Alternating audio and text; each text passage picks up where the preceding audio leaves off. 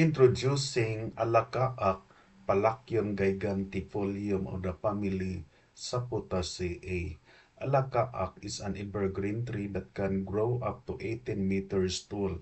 The straight cylindrical bole can be 50 centimeters or more in diameter, with a very small or no battery cyst. The tree is harvested from the wild for its wood, which is used locally and is traded under the name Nato.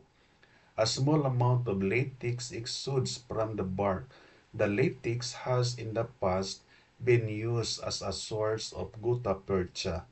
Gutta-Percha is a natural latex obtained from the sap of the tree.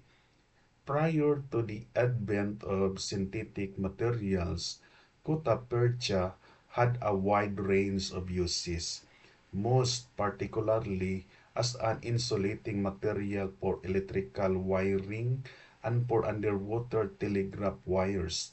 Gutta-Percha can be molded into any shape and has been used to make items such as ornate furniture, pistol grips, acid-resistant receptacles, and mourning jewelry, where its dark color was an advantage. It has been widely used as the core of golf balls and is still used in modern dentistry, where its bioinertness makes it ideal as a temporary filling for teeth and as a filling material inside tooth fillings.